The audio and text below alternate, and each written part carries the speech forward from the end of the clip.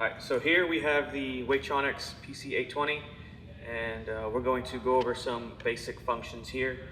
We have on the upper left corner of the screen, it is always going to show us live weight, and typically on the right side, especially if it's set up, you're going to have your piece count. We've got 1 pound, a 5 pound weight, we've got 6 pounds.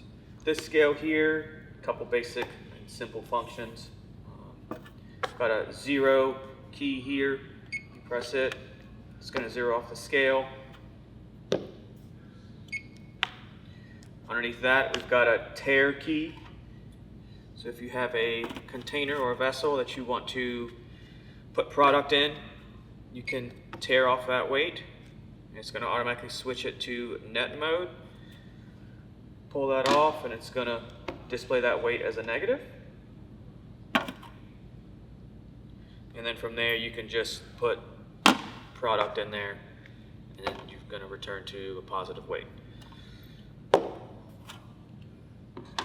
this scale here can also be set up with a secondary base, like a floor scale typically be right next to it. If you want to weigh on like higher capacity or do bigger counts, you would just click your base key there, and it will swap back and forth between your bench scale here and your secondary base. Right now we don't have a secondary base set up, so you don't have anything displaying there, but it will automatically show the same things there as you have here on your bench scale.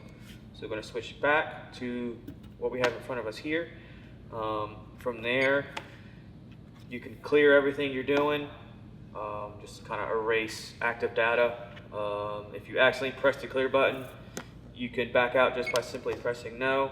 But here we're going to go ahead and wipe everything we have for this demonstration, and everything's cleared out. So nothing's tared. The calibration is still there.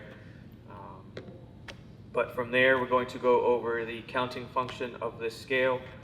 So for this demonstration here, we're going to put a container on top of the scale. We're going to tear off that weight. Now it still displays your gross here because we don't have any kind of samples set up. So from there, we're going to click sample. It's going to 0 off your scale. Now it's going to tell us how many samples it wants. We have 1 sample. It's going to figure out the weight. It's going to calculate, and then you press enter.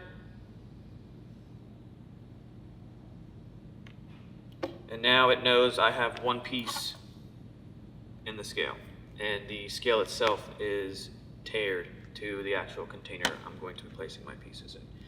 Now from there, I can just start loading up or adding my pieces for counting purposes. I don't have to think twice about it. I can just load up the container. Typically from there, if I had a entire big box or tote full of individual pieces, hardware, components, I could just, as long as they're all the same, from there I can just start adding pieces. I'll load all those in there, and I've got 10. And I can just keep on adding, and it's just going to go ahead and count everything up. That is going to allow your counts to be very accurate and take a lot less time, which saves you a lot of money in the long run. Alright, so from there, we're going to actually change what we're counting. A lot of times, that's forgotten, and you would just start counting something different. If I throw this in there, it's not going to be accurate because the individual piece weight is on a completely different product. So, from there, I'm going to change my sample. My tare is still the same because my container hasn't changed. So I'm going to click sample. It's going to 0 off the scale. Just tell me to load 1 sample.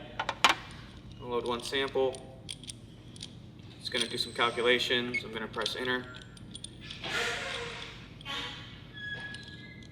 And now it knows I have a single piece, and the scale itself has been tared off. So now from there, I can just load up my product, and it knows that that's 11 pieces. Now from there, if I want to switch back to just straight weighing,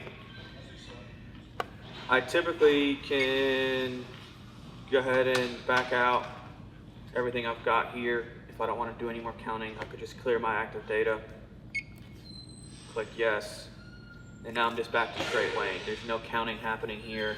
It's just weighing product. And that one bolt there weighs 0.130 pounds.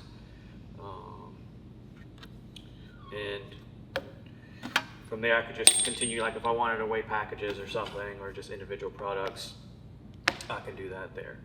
If you have any questions on this scale here or any other scales we have or offer, you can contact us here, and one of our representatives will get back with you to answer all your questions.